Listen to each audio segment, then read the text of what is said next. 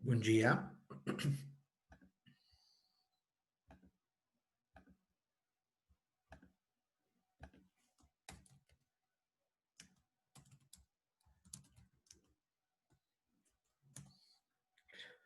¿Me escuchan bien?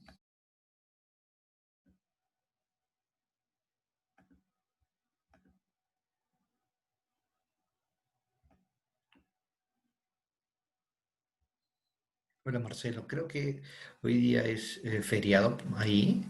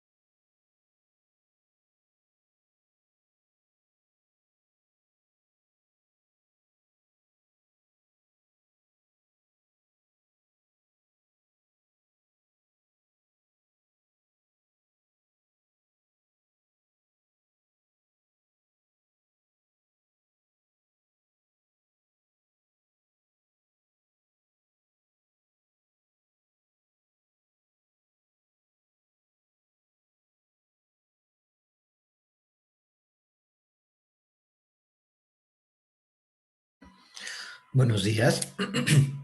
Vamos a esperar 5 minutos más e iniciamos. ¿Listo?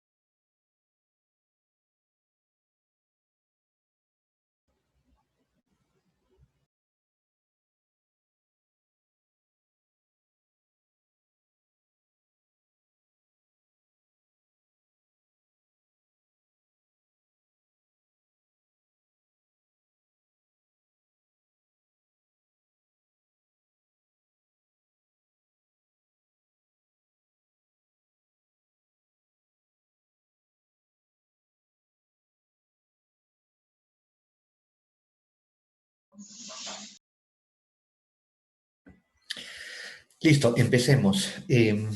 No sé si lograron ver, pero en el Classroom les he puesto ya el trabajo, con cuál es el objetivo. Entonces, hoy día vamos a tocar rápidamente dos cosas. Lo primero es hacer un repaso muy rápido sobre Two State Detectors, ¿correcto? Luego vamos a entrar a One State Detector y vamos a ver YOLO. Hay algunas variantes de YOLO como YOLO B2 o YOLO 9000 y YOLO B3. Esos tienen algunos cambios.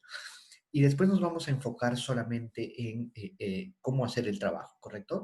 Vamos a repartir grupos y les voy a dar tres posibilidades. Uno es usando Darknet, que ya tiene YOLO B1, B2, 9000, B3 implementado. ustedes van a ver cómo podrían manejar ese YOLO V3, se puede entrenar y todo lo demás. Entonces les voy a pasar la información para que vean si es que pueden usar ese método. El otro posible método va a ser utilizando OpenCV. Entonces, la idea es que cada equipo trate de ver qué es lo más práctico para el grupo. Recuerden que no es tan complicado como parece, pues lo único que tenemos que hacer es, una vez que YOLO se ejecuta y recibe imágenes, y un video es un conjunto de frames, al final es un conjunto de imágenes, YOLO va a encontrar los bounding box, me dejo entender, y ustedes tienen que concentrarse solo en los bounding box que son personas, ¿correcto? Y una vez que tienen esos bounding box de esas personas, lo que tenemos que hacer es pensar cómo saber si dos personas están muy cercanas entre sí o no. ¿Listo? Entonces vamos a ver cómo pueden trabajar en equipos y cuál de los equipos puede llegar al menos a ejecutar el YOLO V3. Ok, empezamos entonces. ¿Me entendieron bien? ¿Sí? ¿Ok? Bien, entonces con un menos es mucho más manejable, perfecto. Perfecto, entonces hagamos un repaso muy rápido, ¿sí? Bastante rápido. Digamos que hoy día vamos a demorarnos 30 minutos porque la idea es que practiquen, lo demás va a ser práctica en equipos, ¿listo? Entonces, recordemos una cosa, que los two-state detectors tienen dos estados claramente definidos, ¿no es cierto? Un estado en donde hay un método que propone cuáles son los bounding boxes, ¿correcto? Y el otro que trata de aprender el bounding box correcto y además clasificar el bounding box, es decir, de qué objeto se trata. ¿Correcto? Aquí hay un ejemplo, entra en la imagen, el primer algoritmo sobre la imagen es, por ejemplo, un selective search, que lo que hace es encontrar posibles bounding box candidatos. En realidad, el RCNN lo que hace es proveer aproximadamente unos 2000 bounding boxes, ¿correcto? Para eso, ¿recuerdan qué método utilizaba? ¿Alguien se acuerda qué método utilizaba el selective search, que era el primer paso que hacía? ¿No? Entonces, lo primero que hacíamos era una segmentación, ¿no es cierto? Un proceso de segmentación, y de ese proceso de segmentación encontrábamos aquellos grupos que más se parecían entre sí para unirlos, ¿no es cierto? Por color, por textura, entre otras cosas. ¿Ok? Pero este algoritmo era muy lento porque, si ustedes recuerdan, en cada bounding box generaba una imagen, era escalada para tener exactamente el mismo tamaño, ¿no es cierto? Entonces, cada una de estas tenían el mismo tamaño, y luego entraba una CNN que ustedes conocen, un modelo CNN, podría ser un AlexNet, un BGG16, un BGG19. La cuestión es que entra a un modelo de CNN para extraer las características, ¿correcto?, de cada una de estas imágenes, y luego entraba un clasificador y un regresor, ¿no? Entonces, y obviamente luego venía una función de pérdida combinada y retropropagaba modificándola. ¿Sí? Entonces, no es complicado, ¿sí? Sin embargo, es altamente costoso, y es altamente costoso porque teníamos que extraer hasta 2000 imágenes de cada imagen, ¿correcto? Eso suponía una gran cantidad de información, una gran cantidad de memoria desperdiciada. Además que la red iba a demorarse mucho en entrenar, ¿no?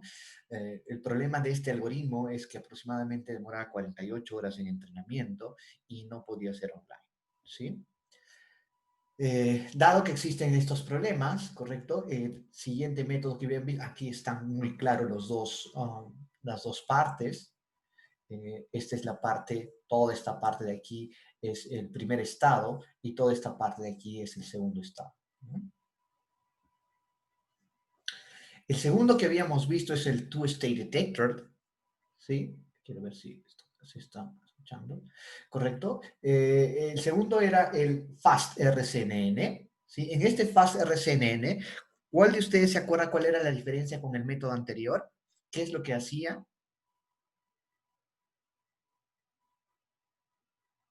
¿Alguno de ustedes recuerda qué es lo que hacía este método? Manda la imagen entera, ¿correcto? Pero recuerden que la imagen siempre pasaba por una primera etapa, ¿correcto? Esa primera etapa era una etapa de de Selective Search, es decir, proponía cuáles eran los candidatos nuevamente, y esa información, la imagen más los candidatos, pasaba realmente a un conjunto de convoluciones y poolings, ¿no es cierto? Entonces lo que hacía era simplemente reducir la imagen hasta tener un resetify field, ¿no es cierto? Un pequeño, digamos, un pequeño mapa de características de la imagen, ¿correcto?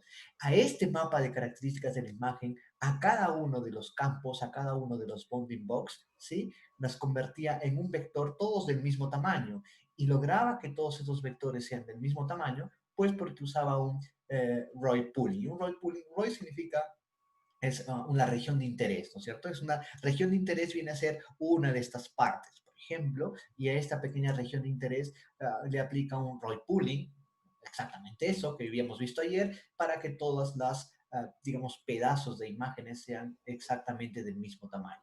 Eso entraba a una full connected común y corriente, ¿sí? Para luego llegar a una función de pérdida, que juntaba clasificador más regresor, retropropagaba y modificaba los pesos, ¿no es cierto? ¿Qué es lo que ganaba aquí? Ganaba que solo era una imagen y no era cientos de imágenes, entonces eso hizo que sea mucho más rápido, pero seguía teniendo dos estados, ¿correcto? Un estado, que es un algoritmo que es bastante lento, es la parte más lenta del algoritmo estaba ahora en este lado, ¿correcto? Y lo otro era simplemente una CNN común y corriente, al cual le añaden una especie, un pooling especial que se llama ROI pooling o pyramid pooling. ¿Correcto? ¿Sí? ¿Hasta ahí algún problema? ¿No? Ok. Y este es otro, el Faster RCNN, que es digamos, es bastante eficiente, es prácticamente, digamos, en tiempo real. Aún, digamos, el YOLO es mucho más rápido, pero lo interesante de este Fast RCNN es la siguiente idea, ¿no? Ya no aplica este Selective Search, que es un algoritmo realmente lento, ¿correcto? En vez de eso, utiliza dos redes neuronales. Una red neuronal, que es toda esta de aquí, ¿sí? Común y corriente para extraer las características, pero ahora, digamos que las regiones propuestas son propuestas por una red neuronal, ¿ok? Entonces, entra la imagen pasa a través de un conjunto de convoluciones y poolings, ¿correcto? Hasta que tenemos un mapa de características pequeño, que yo lo hemos visto cuando hacíamos, este, cuando hemos hecho la CNN, cómo podíamos extraer este mapa de características, podíamos incluso visualizar. Una vez que tenemos este mapa de características va a entrar o va a hacer la entrada a quién, a nuestra pequeña red, una pequeña red que se llama Region Proposal Network. Ahora, esta pequeña red, recuerden, propone el uso de anchor boxes, ¿no es cierto? O, digamos, cajas ancladas en un píxel, ¿no es cierto? En la siguiente diapositiva está cómo se generan esos anchor boxes. Entonces, lo que vamos a hacer en este, digamos, el Faster RCNN, vamos a tener hasta dos anchors o K-anchors por cada uno de los píxeles en realidad, ¿no es cierto? Entonces, aquí podemos ver K bonding boxes, K bonding boxes. Entonces, ¿qué es lo que hace? Lo que hace este algoritmo es de todos esos bonding boxes tratar de quedarse con aquellos que más cerca a los bonding boxes ground through, ¿correcto? A los bonding boxes, correcto. Por lo tanto, necesita obviamente un clasificador, pero este clasificador de aquí, ojo, este clasificador de aquí no dice qué objeto hay dentro de ese bounding box, solo nos dice si existe o no existe un objeto. ¿Me dejo entender? Entonces, aquí no importa, en esta etapa no importa qué tipo de objeto es, no importa si es un perro, no importa si es un gato, lo único que importa es si es que existe o no un objeto en ese bounding box. Eso es lo único que le interesa y nada más, ¿correcto? Si no existe un objeto, ese bounding box es desechado. Por lo tanto, solo nos vamos a quedar con aquellos bounding box que sabemos que hay un objeto. El otro problema es que podría ser que hayan pequeños bounding box que estén más o menos cerca juntos, ¿no es cierto? Y obviamente teníamos que presentar un algoritmo que lo que haga es quedarse con aquel bounding box que mayor intersección tenga con el ground through. Eso es lo que pasa aquí, ¿no es cierto? Entonces, esta pequeña red neuronal, que está formada realmente por dos convoluciones nada más, lo que hace es encontrar cuáles son los mejores bounding boxes para luego entrar a una CNN común y corriente, a un Roy pooling. Entonces esta entra a un Roy pooling, esta entra a un Roy pooling, esta a un Roy pooling, y esta parte ya lo conocen porque es simplemente una full connected lawyer. Aquí tienes un softmax y un bounding box regressor, ¿cierto? La retropropaga y modifica los pesos, ¿sí? Ahí, hasta acá alguna pregunta, ¿esto quedó claro? ¿Cuál es el defecto de esta red? ¿Alguien de ustedes puede intuir?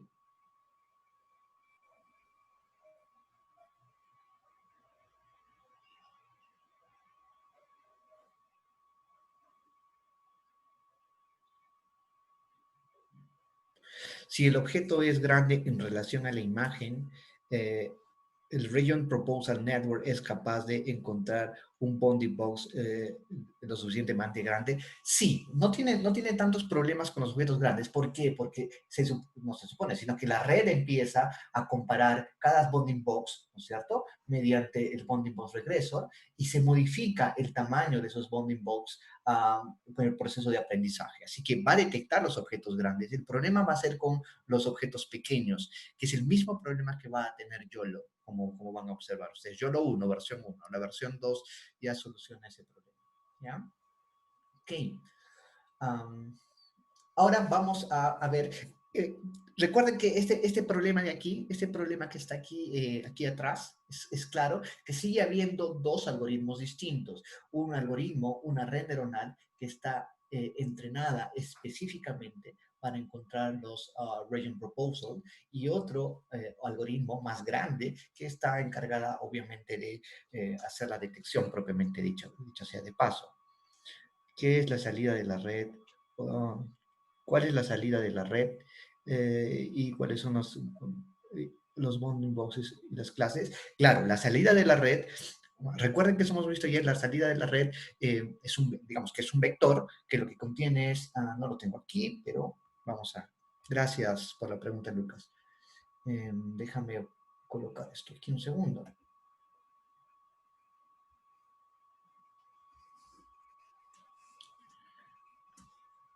Aquí. Entonces, la cosa es más interesante de lo que parece, porque lo único que necesitamos saber es cada bounding box, ojo, cada bounding box, en este caso cada bounding box, tiene la siguiente información. No sé por qué está agarrando esto aquí. ¿Sí? Necesitamos PC, ¿sí? Es la probabilidad de que contenga un objeto o no el bounding box, ¿correcto? X y Y son el centro del bounding box, ¿correcto? Eh, Después el W y el H, el high del bounding box, ¿correcto? Y luego las clases, por ejemplo, clase 1, clase 2, puntos suspensivos, clase N. Entonces, todo este vector que está aquí, ¿sí? Vamos a ponerlo bien, ¿sí? Todo este vector que está aquí es el vector de salida de un bounding box, solo un bounding box, ¿correcto? Es el vector de salida.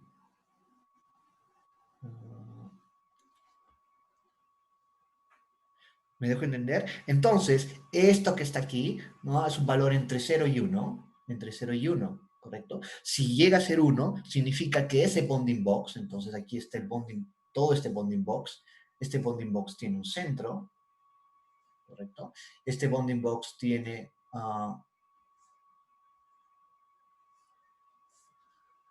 ahí está. Entonces, este es el X y el Y del bounding box, este es el white y este es el high para un bounding box, ¿correcto? Entonces, lo que hace el regresor es modificar el W, el H del bounding box para adaptar al tamaño adecuado, ¿correcto? ¿Qué más? ¿Qué otra cosa? Esto de aquí es obviamente el centro, esto de aquí es el Y, esto de aquí es el high, y esto de aquí son las clases que puede ser. Por ejemplo, si es 1, 0, 0, esto puede ser doc, por ejemplo, o si fuese 0, 1, 0, esto puede ser cat, y así sucesivamente. ¿Se entendió?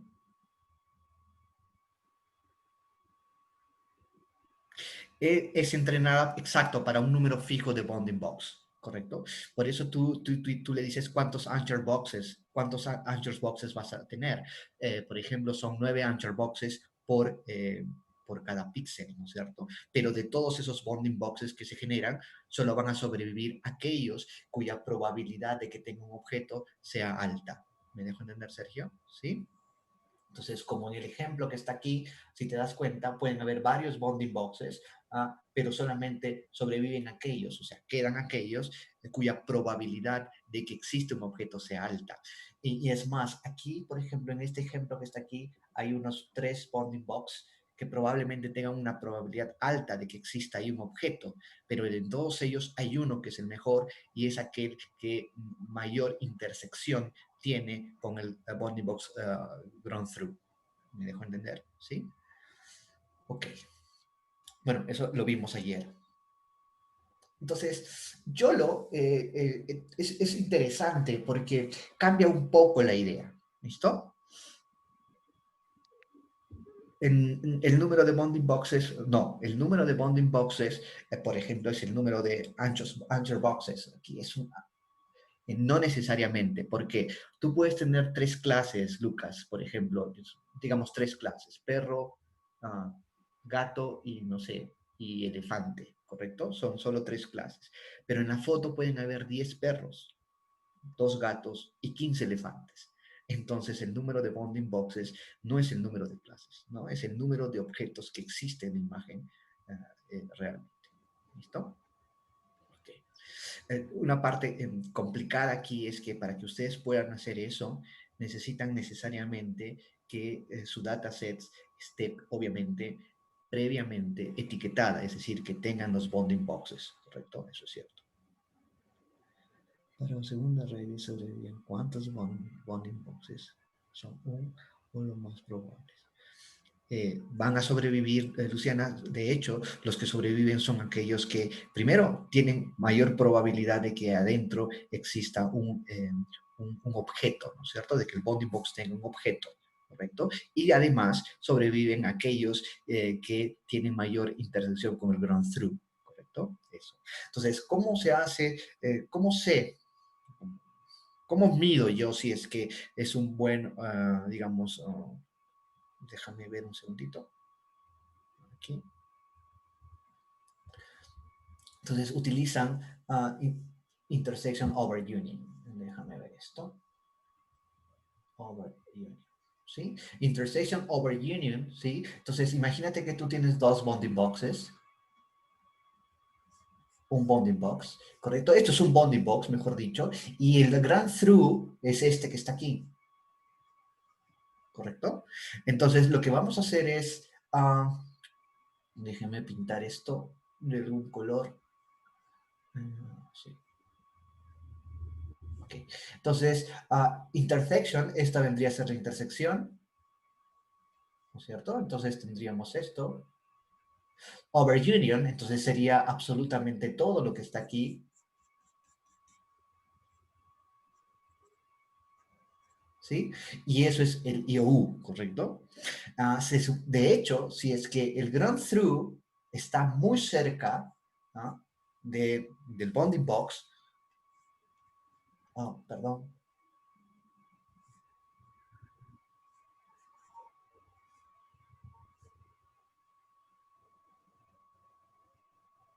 Entonces, el IOU, ¿sí? El IOU de este segundo ejemplo se acerca a 1. ¿Me dejo entender bien? ¿Sí? Entonces, cuanto más cerca estén ambos, el ground through, que es el rojo, con el bounding box que se está aprendiendo, entonces no solo que es más probable que esté el objeto, sino que es mejor el bounding box y ese bounding box va a sobrevivir. Por lo tanto, todos los bounding boxes que no tienen internamente un objeto simplemente no van a ser tomados en cuenta. ¿Correcto? Ok. El efecto, ¿quién de ustedes me puede decir, por favor, el efecto? Pueden ver el efecto, es mucho más rápido. Ayer les mostré la diferencia, es bastante brutal, diría en castellano, es, no sé cómo decirlo, no tengo idea en portugués, pero es enormemente, mucho más eficiente que el RCNN clásico, ¿no es cierto? Entonces, pero la cosa es que todavía tiene un problema, y el problema claro es que tiene dos estados. Un estado que es una red neuronal que sigue proponiendo cuáles pueden ser los bounding boxes, y otro que es, digamos, el detector realmente, ¿no? Que es toda esta red. ¿Listo? Entonces, una solución viene con YOLO. YOLO significa You Only Look Once, que solo mira una sola vez, es extremadamente eficiente. Estamos hablando de que es 1000 veces más rápido que el RCN clásico. Por lo tanto, puede ser aplicado en tiempo real. De hecho, la idea es que ustedes lo ejecuten y lo puedan ver, ¿ya? Entonces, la idea es que viene una imagen y lo que va a hacer es a la imagen la va, eh, digamos que la va a dividir en pequeñas grillas. Aquí, por ejemplo, aquí hay un ejemplo, esta es una grilla de 7 por 7, y ahora lo que va a pasar es que cada una de estas grillas va a tener una probabilidad de pertenecer a una clase. Por ejemplo, todas estas grillas que están aquí adentro tienen una probabilidad de pertenecer a la clase perro, ¿no es cierto? La probabilidad es más alta, es de la clase perro, y por lo tanto es obvio que va a detectar la clase perro. La pregunta es, ok, ¿y cómo hace eso? Es lo que vamos a observar. ¿Listo? Ok. Primero, los anchor boxes. Nuevamente vamos a usar anchor boxes. Eso es lo que vamos a ver, Pumi. Vamos a ver eso. Entonces, primero, los anchor boxes. El YOLO clásico define dos anchor boxes por grilla. Entonces, aquí hay una grilla. La grilla tiene un centro y generamos dos anchor boxes. ¿Cómo se generan los anchor boxes? 3 anchor boxes, 10 anchor boxes, lo que fuese. ¿Ya? Entonces, aquí está, digamos, esta no es la imagen propiamente dicha, sino viene a ser después de que la imagen ha pasado por una serie de convoluciones y poolings, obtenemos el mapa de característica. Este es el mapa de característica, y en ese mapa de característica, en una celda, lo que tomamos es el centro, ¿sí? ¿Se está entendiendo? Y tomamos un pequeño, digamos, una pequeña caja. Esa caja puede ser, digamos, ampliada, ¿correcto? Entonces, la primera forma es ampliar, escalar, ¿no? S1, S2 es escalar. La otra forma es hacerla crecer solamente a lo ancho, y la otra es hacerla crecer a lo alto. Y así, por ejemplo, obtenemos 9 bounding boxes, ¿correcto? Esos son los 9 bounding boxes por cada celda. En otras palabras, ya no tenemos bounding boxes por píxel, sino por celda. Entonces, si tendríamos 9 celdas, el número de bounding boxes total vendría a ser, si tenemos 9, sería 9 por 3, 3 por 9, 27. Sería 9 por 9, 81 bounding boxes en este ejemplo. ¿Me dejo entender? Ok, hasta ahí todo bien, ¿no es cierto? No hay ningún problema. Entonces, tienes el píxel central en la celda, entonces tú puedes crear los bounding boxes modificando o escalando el tamaño de la celda, haciéndola crecer en ancho o haciéndola crecer en alto. No hay ningún problema, todo bien. ¿Sí? Ok, ahora, un solo bounding box, esa era una pregunta que me hicieron antes, ¿sí? Va a estar formado por la probabilidad de que contenga la información correcta. Ah, X y Y son simplemente el centro, el H y el W, ya saben que es el high y el wide de la imagen, ¿cierto? Este valor PC en realidad es la probabilidad de que exista un objeto multiplicado por el intersection over union, ¿no es cierto? Entonces, si el intersection over union es 1, quiere decir que este bounding box está encajando perfectamente con el run through, ¿correcto? ¿Sí? Y se esperaría, obviamente, que si encaja perfectamente con un run-through, se esperaría también que la probabilidad de que ahí haya un objeto sea 1, ¿no es cierto? Entonces, la idea es que cuanto más se separen ambos, el run-through junto con el bounding box que genera la red, cuanto más se separen, obviamente hay mayor error. ¿Sí? Pero también no me interesan aquellos bounding boxes en donde internamente no existe absolutamente ningún objeto. ¿Estamos bien? ¿Sí? Ahora, Pumi pregunta, ¿y cómo se determina esa probabilidad? Recuerda que eso simplemente es un valor que se va obteniendo en el tiempo, en el momento de entrenamiento, ¿no es cierto? Una función simoidea, por ejemplo, te bota valores entre 0 y 1, una probabilidad, pero ese resultado, ¿sí? El resultado de la función simoidea va cambiando de acuerdo a cómo se van modificando los pesos de la red. En otras palabras, la red está aprendiendo a obtener este valor de PC, ¿correcto? ¿Sí? De acuerdo al proceso de entrenamiento. Está ahí todo bien, ¿no es cierto? Miren en dónde está el cambio, miren dónde está el cambio, por favor. ¿Mm? Ahora lo que va a pasar es que cada celda, ¿sí? Ojo, cada celda, toda una celda, va a estar representada por un vector, ¿correcto? Entonces, por ejemplo, esta celda que está aquí, la celda 22, 0C, esta es la 11, esta es la 22, la celda 22 va a estar formada por un vector. Ese vector tiene aquí una probabilidad, ¿correcto? Es la probabilidad de que ahí adentro exista un objeto o no existe un objeto.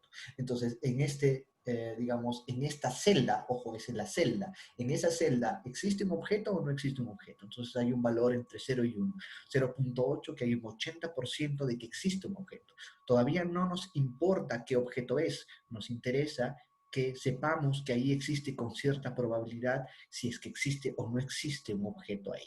Esa probabilidad no es calculada mediante ninguna, digamos, ninguna uh, función estadística ni nada por el estilo. Recuerden que es un valor que se aprende, ¿correcto? Es un valor que se aprende que al principio va a ser completamente aleatorio. La primera pasada, haciendo un forward a la red, va a ser cualquier cosa. Al final, la idea es que esto se adapte para que minimice el error. Y al minimizar ese error, este valor debería ser 1 o tender a 1 si realmente dentro de esa celda existe o no un objeto.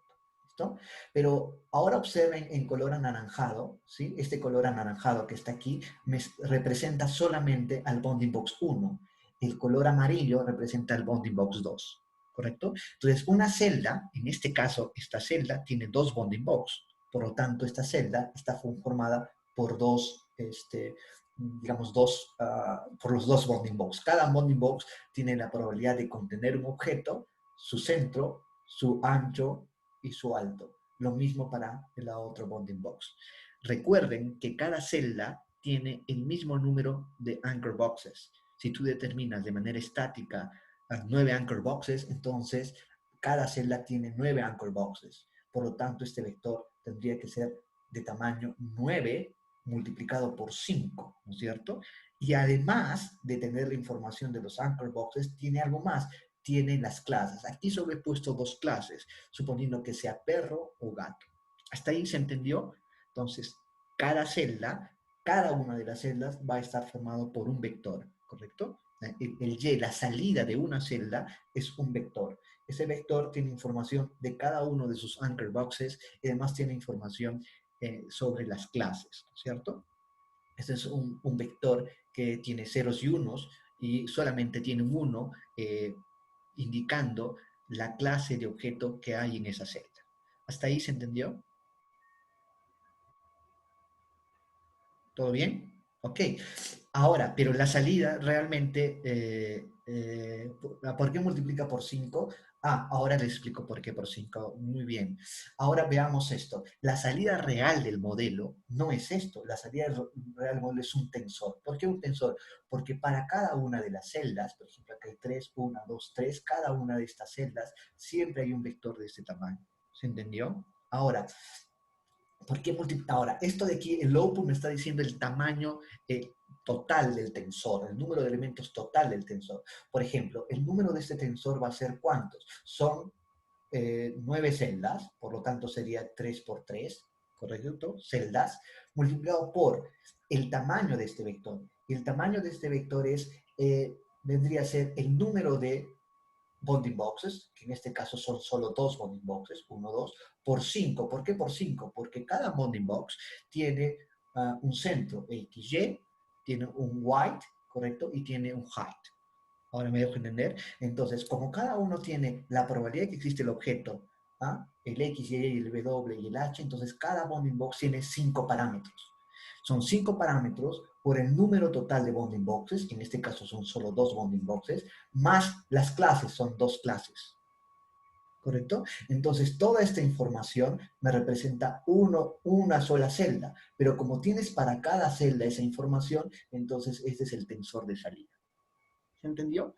Y entonces, obviamente, la máquina debe recibir un tensor Y, ¿no? También de ground through, ¿no es cierto? Hasta ahí se entendió bien, que es lo que me interesa. Ahora vamos profundizando más. ¿Todo bien? ¿Sí? Ok, entonces, si nos concentramos, ahora podemos observar mucho mejor la red. No es algo complejo tampoco, si te das cuenta, esta es la imagen. La imagen pasa por una CNN común y corriente, ¿sí? CNN extrayendo características hasta que, obviamente, esto debe llegar a un full connected, ¿ok? Entonces, el modelo de CNN, recuerden que el modelo de CNN tiene un full connected y retorna este tensor, ¿correcto? Entonces, todo este tensor que está aquí es comparado con otro tensor que es el ground through y tiene una función de pérdida. Esa función de pérdida es interesante. Voy a copiarla un ratito, a ver si puedo copiarla un ratito y ponerla aquí. Para determinar con ustedes qué es lo que está haciendo. Un segundo, vamos a poner esto así. No me está dejando. Espérense, voy a copiarlo porque me interesa que lo podamos ver. Espérenme un segundo, por favor. Quiero ver dónde lo tengo. Un segundito. Esto está aquí.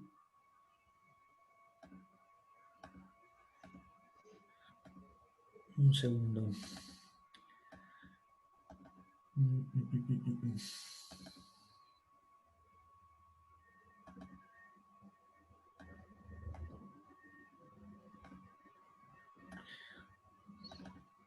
Aquí está. Excelente. Ok. Perfecto.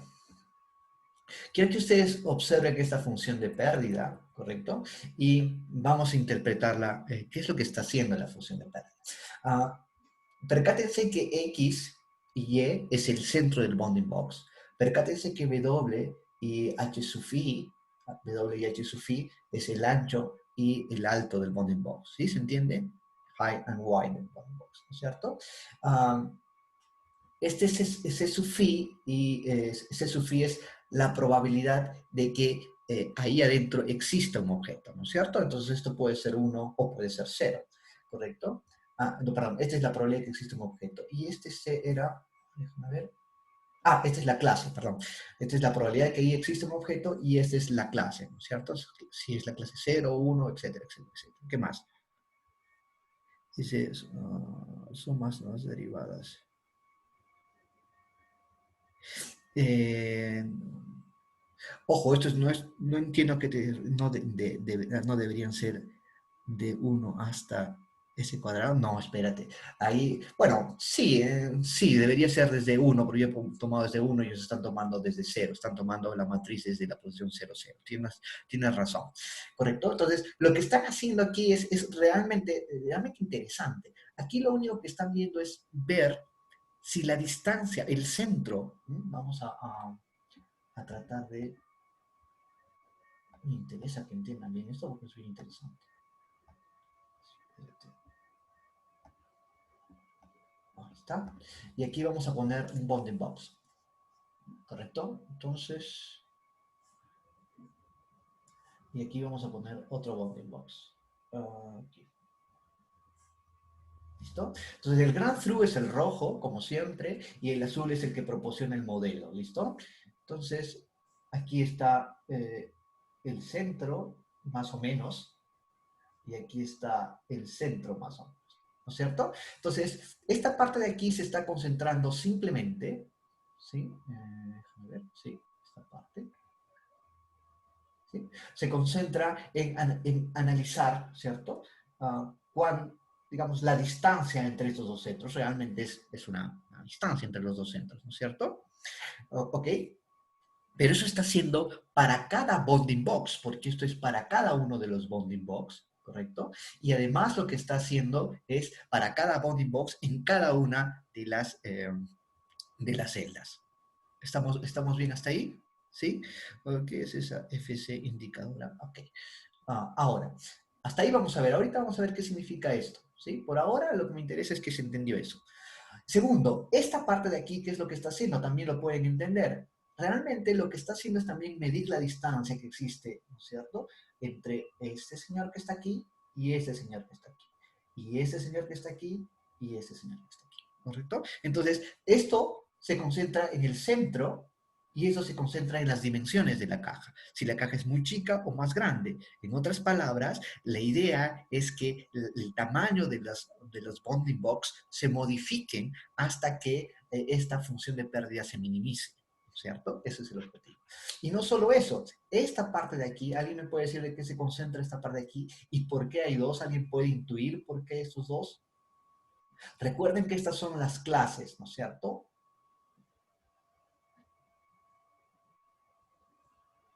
¿Alguien intuye qué hace eso?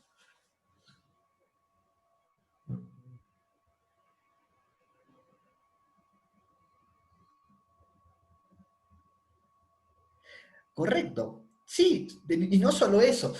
Ojo que aquí es interesante porque esto solamente es uno, este valor es uno, es decir, solo me va a interesar cuando existe un objeto. Este uno, OBJ, es un valor de uno cuando ahí dentro de esa celda que está evaluando existe un objeto. Si no es cero y no se toma en cuenta esto.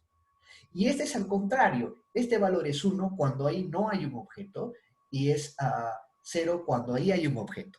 ¿Me dejo entender? En otras palabras, la idea es que contabilice los bounding box donde realmente hay un objeto y penalice cuando no existe un objeto.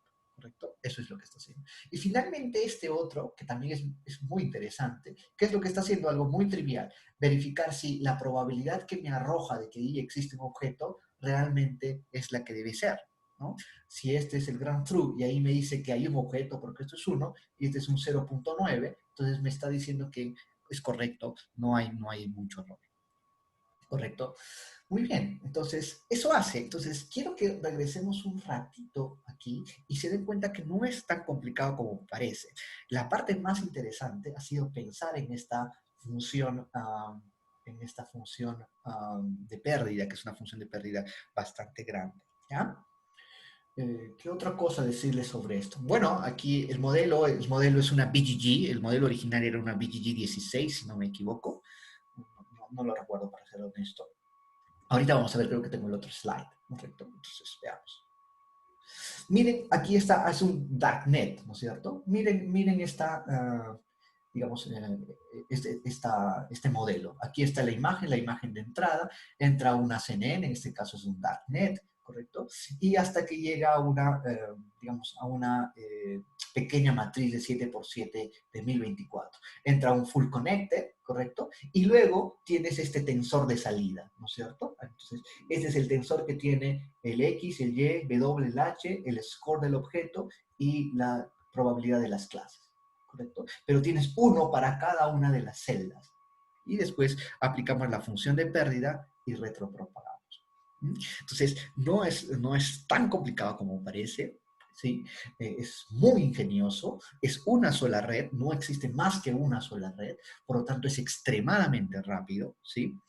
Hay algunas cosas que hace YOLO versión 2 y es que en cada una de las capas de convolución le aplica un proceso de normalización, ese proceso de batch normalization para ser exacto, y ese proceso de batch normalization le ayuda a subir hasta 2% en el mean average precision, por ejemplo, ¿no? Y entre otras cosas más que pueden verlo ustedes sin problemas. Ok, hay algunos problemas que tiene todavía es que cada grilla predice solo dos bounding boxes porque el original YOLO solo genera dos bounding boxes por cada grilla. Cada grilla puede predecir solo un objeto y tiene problemas con objetos que son pequeños. ¿Listo? Ok, me pasé un poco, quería hacer esto en media hora. Necesito ahora que nos concentremos en su trabajo, ¿correcto? El trabajo es hasta el día lunes, ¿correcto? No es tan complicado como parece. Sí, no es tan complicado como parece. Entonces, les voy a dar ahora tres opciones. Vamos a generar los grupos. Déjenme ver. La primera opción es trabajar con lo que la mayoría trabaja. Esto es... No sé si este es el Darknet. Ok, este es... Ok, esta es la primera librería. La idea es que ustedes la vean, la analicen, la hagan correr, ¿correcto? Esa es la cosa. Vamos a formar grupos para que se ayuden, para que... O sea, el objetivo es simplemente que lo generen, que lo hagan correr, ¿correcto? Eso. La otra opción, si es que a alguien se le hace muy pesado, es usar, aquí está mal, Darknet. YOLO Dark. Es este. La otra opción que usaron algunos de mis alumnos es esta, ¿correcto? Entonces, ustedes pueden decidir cualquiera de las dos de las opciones. Ahí está muy, muy simple cómo instalar, o sea, no hay nada del otro mundo, ¿sí? Cómo instalar y cómo probar.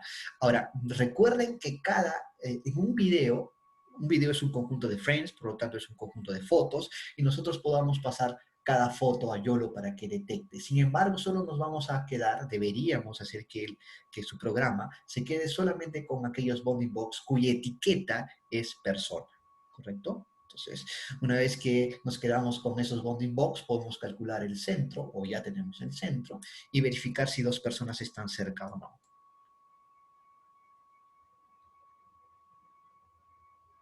Sí, sí, eso es cierto, sí, sí, eso es cierto, si tienes mucho más, digamos, mucho más elementos en la grilla, entonces incluso más puedes mejorar la performance de objetos pequeños, pero también es más ineficiente, ¿no? Hay un problema en cuánto es el tamaño de la grilla correcto, ¿no? Entonces, ahí tienes que probar, ¿ya? Había un tercero que no lo recuerdo cuál es.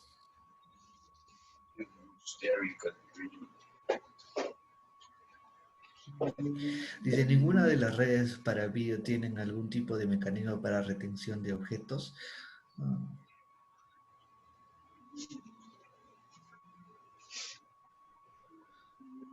no te entendí a qué te refieres. O en vez de reclasificar una imagen a todas a la vez. En realidad las hace todas, en realidad las hace, digamos, todos los bounding box en paralelo, ¿no? Porque tú retornas un tensor, ¿no? Entonces, todos realmente lo está haciendo en paralelo, ¿no? Es una cosa muy, muy, muy interesante. Muy bien.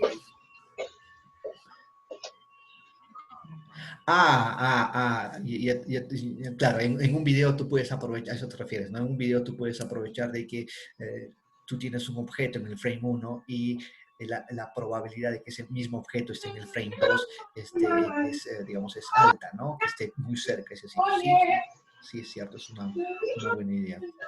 Es una buena idea. Pero por ahora, sí, por ahora, lo único que vamos a hacer es utilizar este YOLO, que es el YOLO. Es más, esta página que está aquí tiene varios tipos de YOLO. YOLO 1, YOLO versión. Yo les sugiero que usen el YOLO versión 3, que está ahí, que es muy, muy, muy rápida. Y nada, y jueguen con esto. El objetivo es que si algún grupo logra hacer alguna modificación para el día lunes y no solamente tome los centros para decir si dos personas están juntos o no, sería fabuloso. Pero yo entiendo que es muy poco el tiempo, realmente es muy poco el tiempo. Este trabajo se los dejaba a los alumnos para, no sé, 2, 3 semanas. Tenemos muy poco tiempo. Entonces la idea es que solamente jueguen con esto y les pueda servir. ¿Listo? Ok, entonces empezamos. ¿Ya? Voy a formar grupos. No tengo forma de hacer que ustedes se generen sus grupos. Ya he leído sobre esta herramienta y solo hay dos mecanismos. Uno que es de manera random, aleatoria, que es la que vamos a usar, y la otra es que yo indique dónde va a estar quién, pero me demoraría mucho porque son bastantes. Espero que no se salgan y aprovechen este momento para que entre ustedes discutan cómo instalarlo, cómo analizarlo. ¿Listo? Permita que compartimos una tele. Es, ok, voy a ver si es que es posible. Ahorita lo que puedo hacer es solamente hacerlo de manera aleatoria, no tengo de otra forma.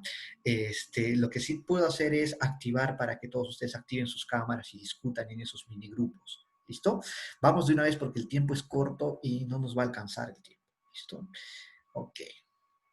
Ayúdense, por favor, los que más saben, ayuden a los que menos saben. El objetivo de esto es que todo el mundo aprenda, ¿ya? Muy bien. Entonces, de una vez, de una vez. Vamos lá. ¿Dónde estás? Ah, júntate. Grupos.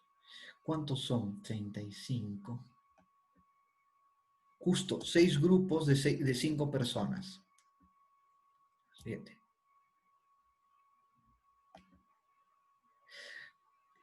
Listo. Perfecto. Ya vamos a empezar. Listo. Por favor, traten de conocerse. Ahí vamos.